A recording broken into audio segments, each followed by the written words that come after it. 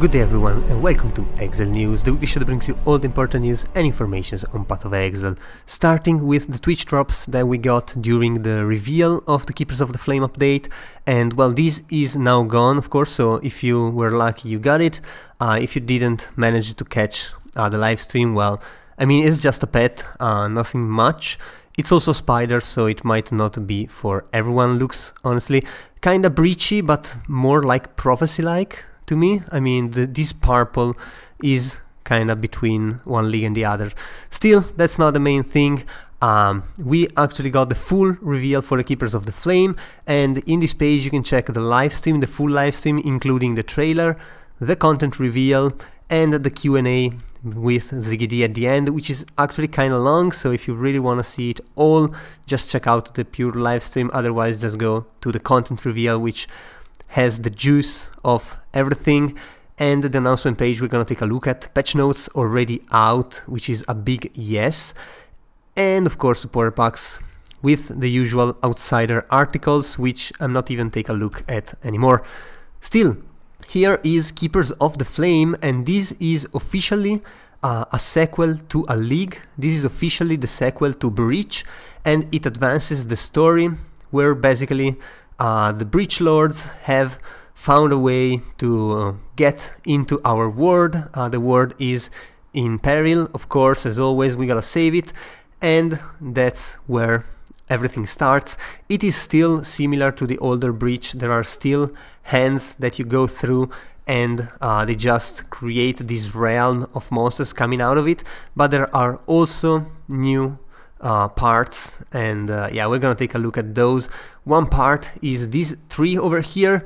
So basically we are helping an NPC to defend the world, and he's going to, or she's going to, show us the secret place where they worship the Dreamer, which is supposedly Chayula, by the way, and we're going to find this tree. And well, the tree actually has a tree in it of itself, where you put your points that you can get by using craft blood, that you can get by doing breaches. I mean, that makes sense, and you can complete some of these trees, and what this does is basically it grows some types of items, and each branch of that tree corresponds to one branch of this tree, and when something is complete, these spheres will drop and actually drop some random items controlled by the tree that we saw before.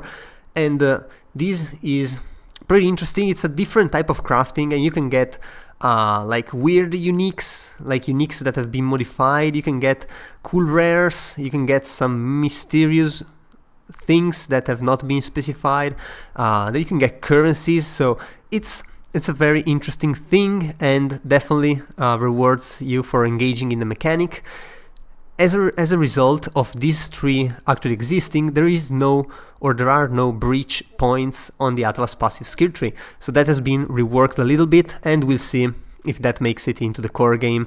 Not sure about that. Also, you can get up to 2 hands sprawling up your back, like those guys. They're called grafts, and well, what they do is they basically give you bonuses. They give you some bonuses and use skills from time to time. So yeah, these are pretty interesting. You can definitely craft some of those to be really good, and we'll have to see how they actually work in game. Also, the damage you're seeing from the skill on the right is really high, but that's because it's not influenced by characters or any other outside sources of percentage increased damage and so forth.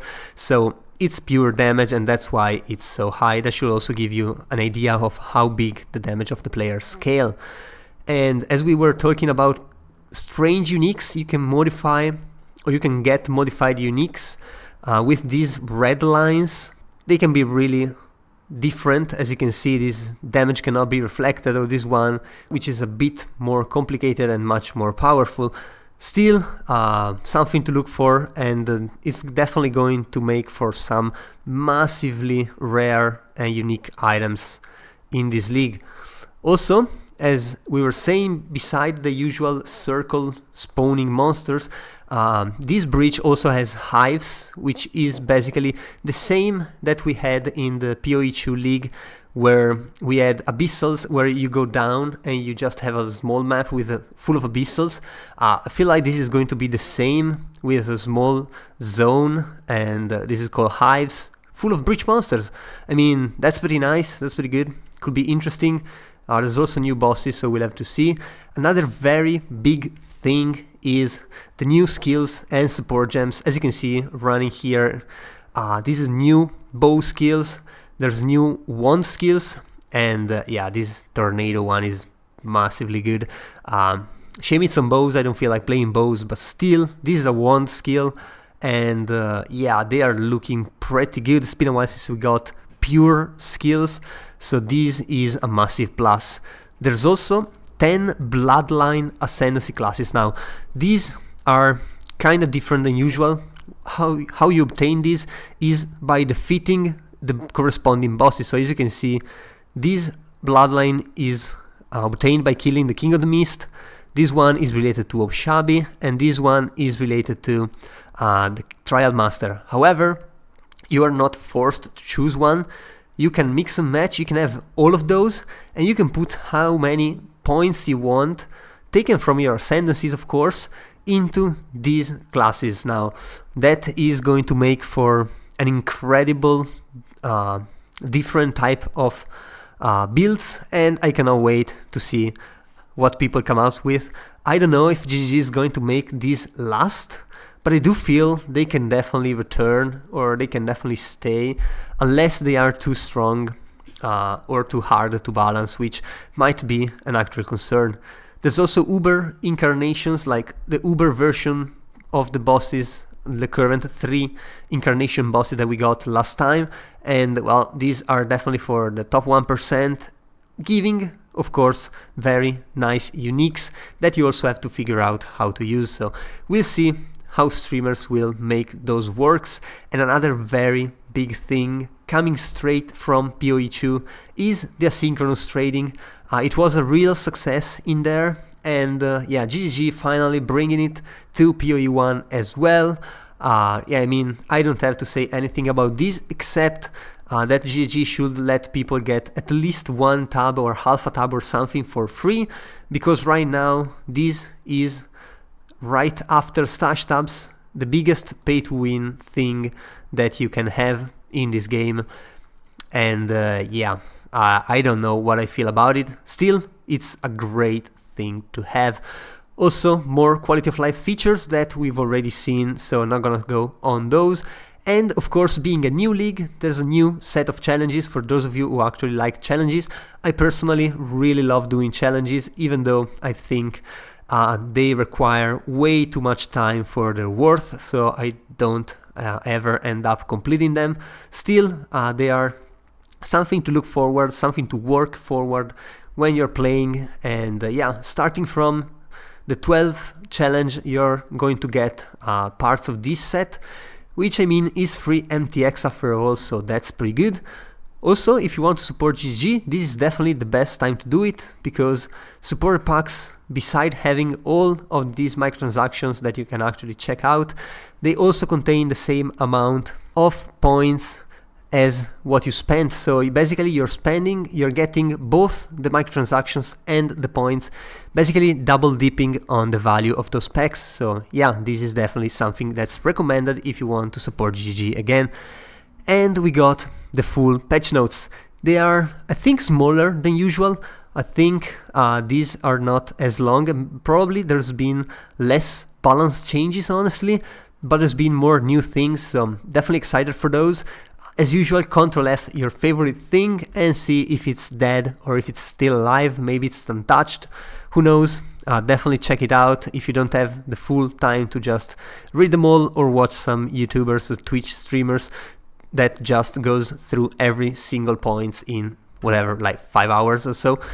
So that was pretty good for PoE1. Next week it's starting, and just to give a quick look about the PoE2 news, the fan art competition is closing very soon.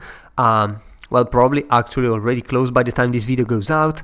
So yeah, you can check some of the latest highlights, which are actually pretty amazing. Can't wait to see the winners of this competition, probably next week, maybe the week after, considering next week is full-on launch for PoE 1. Still, we also got the third Edict Race event winner, and well, the overall winner is Whole New Society, with an astonishing time of 2 hours and 30 minutes to complete the 4 acts on the Path of Exile 2 campaign with the Mercenary. And I mean, 2 hours and 30 minutes is such a short time to complete the full campaign. I am very surprised people managed to do this. I mean, I know people get to crazy levels of efficiency, but 2 hours and 30 for the full campaign in PoE 2 is definitely something else. Still, congratulations to all of the winners, and congratulations to everyone else who actually participated. It was definitely not an easy race, especially given the winners' times. I mean, these are totally absurd. Also, we got another build of the week. This time it's called the Rainbow Wizard. It's basically your usual Titan with hulking form, granting of course the increased effect of small passive nodes, which is generally and very often used with reduced duration nodes, because there's only 2 clusters, and this really makes an effect on it. So yeah, it also uses a unique stuff, unique skills, and some breakthrough points with cast speed and everything to actually make it going. And yeah, it's pretty incredible. You can definitely watch the video. It's pretty funny as well. I mean, Eben doing a pretty good job with this, but still the build is pretty good, it's pretty fun. Definitely give it a look. And yeah, be prepared for next week expansion on PoE 1. Get your builds ready, get your item filters ready, which I guess is going to come next week. We're really close to launch. And yeah, I guess it was all for this week. If you enjoyed the video, leave a like and a comment down below. Also, if you want to remain updated every week, be sure to subscribe to my channel. That was all. I've been your host Giorgio, and I'll see you guys the next time.